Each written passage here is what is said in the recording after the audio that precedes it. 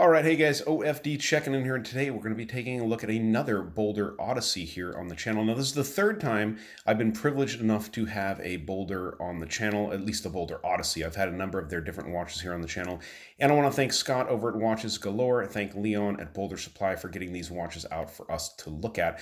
Very great looking pieces. Now, this has been, like I said, to Watches Galore, Time to Go Travel and Timepieces. It will be heading over to Chris Marshall. I do think Peter Von Panda had it, so I'll leave links to all those channels down below in the description. Let's go ahead and jump into this watch. Now, this is a big watch. This watch comes in at 45 millimeters from side to side, not including that large crown there. 53 almost from lug tip to lug tip. You have a 22 millimeter lug opening on this watch, and I measured at a thick 16 millimeters of thickness. Now, this is a prototype model here, so I'm not sure if any of those are going to change, but as all of the BOLDR Odysseys have been, they are a big, beefy, industrial style watch, this one being no different. Now, one of the big things you guys will note right off is the California dial on this watch. I just recently did the Spinnaker hull, which had the California dial, and this is kind of that same thing. If you go back, it's a very historical pocket watch movement. Actually really reaches back into history, all the way back to Rolex Company and some of the things with Germany back during World War II. So definitely check into the history of the California dial out there. Definitely different. I tend to be one that likes it. A lot of people don't.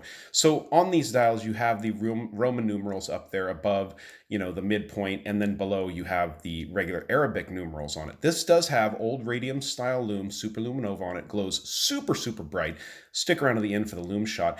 Now, on the website, they do note that these watches are running the Sellita SW200, which is good. This is a prototype model, so actually on the back it indicates an ETA 2824, but that is the way it works a lot of times with prototypes. They really haven't solidified what movement they would be using in the watch to begin with. So it does sound like the Sellita SW200 will be the movement going forward on this watch.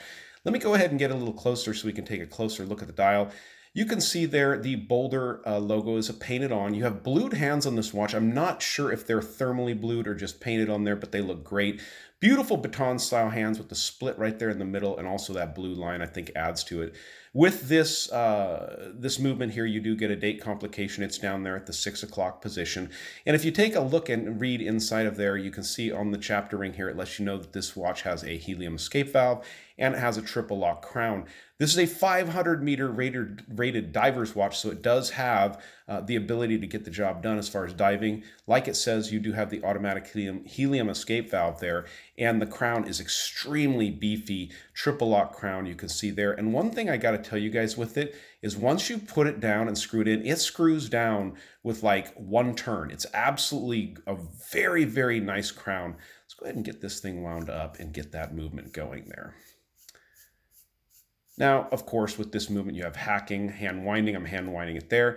Pull the crown all the way out. You can see that second hand stops for the hacking capabilities. Go ahead and get that crown screwed down. Like I said, it's really nice the way that crown screws down with like one turn. So take a look at the knurling on the crown here. It is very beefy, very well done. The BOLDR logo is applied. And look at the finish on the case of this watch. Hard angles as they always have on these Odysseys, and I really tend to like them. I like this different look. I like the risk that BOLDR takes with these watches. I just love the industrial overall look and feel of the BOLDR Odyssey. Feels like a watch that is tough, industrial, and can really get the job done. So I'm going to go ahead and pause the camera for just a second, and we'll get this watch on my 7-inch wrist. All right, so there's the watch on my 7-inch wrist. Is it big? Yes, it's a big, beefy, industrial diver style watch. 500 meters of water resistance really puts this watch into a neat category. Now you have a sapphire coated crystal on this watch, and as you can see, picking up there in the studio lights, there is that blue AR coating you can see on the top of it. It looks like it has it applied top and bottom possibly. I'm not quite sure. Maybe it's just on the bottom that I can see that blue. One of the things I forgot to mention, now you do have this beautiful genuine leather strap. Very nice and thick, and it really supports the watch. But one of the things I forgot to show you guys here is on the case back.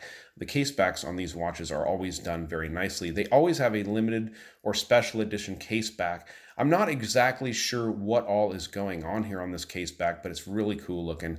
You have the sapphire glass, lets you know that. You have the BOLDR Odyssey. Like I said, this one indicates it's running a 2824-2 automatic movement, but the production units look like they're going to be running the Sellita SW200.